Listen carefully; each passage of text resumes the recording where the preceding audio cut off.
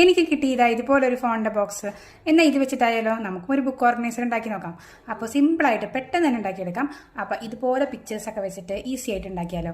അപ്പോൾ പണ്ടൊക്കെ നമ്മൾ കാർഡ്സ് അയക്കില്ലേ ഓരോ ഒക്കേഷൻസിനോ അല്ലെങ്കിൽ ഓരോ കാര്യങ്ങളൊക്കെ വിഷ് ചെയ്യാനായിട്ട്. ഇപ്പോൾ ഫുള്ള് മെസ്സേജിലാണ്. അപ്പോൾ ആ അയക്കുന്ന കാർഡുകളൊക്കെ നമ്മൾ ചിലപ്പോൾ എടുത്തു വെച്ചിട്ടുണ്ടായിരിക്കും. അതിൽ കുറേ ഭംഗിയുള്ള പിക്ചേഴ്സൊക്കെ ഉണ്ടായിരിക്കും. അപ്പോൾ അത് ഇതുപോലെ ഇങ്ങനെ വെട്ടിയെടുത്തിട്ടുണ്ട്. അതല്ലെങ്കിൽ വേറെ ഏതെങ്കിലും പിക്ചേഴ്സ് ആയാലും മതി. അല്ലെങ്കിൽ നിങ്ങൾക്ക് പെയിൻറ്റ് ചെയ്യാൻ ഇഷ്ടമാണെങ്കിൽ പെയിൻറ്റ് ചെയ്യാം. അതല്ലെങ്കിൽ നിങ്ങൾക്ക് പേസ്റ്റ് ചെയ്യണ പോലത്തെ പേപ്പേഴ്സ് കിട്ടും. അതാണെങ്കിൽ ഒട്ടിച്ച് കഴിഞ്ഞാൽ നമുക്ക് ഈ ബോക്സ് പെട്ടെന്ന് കളർ ചെയ്തെടുക്കാം കേട്ടോ. അപ്പോൾ വെറുതെ അങ്ങനെ ബോക്സിൽ എന്തെങ്കിലും കയറ്റി വെച്ച് കഴിഞ്ഞാൽ ആളെ മനസ്സിലാവും. അപ്പോൾ അത് അറിയാതിരിക്കാനാണ് ഇത്തരം ചാലവിദ്യകൾ.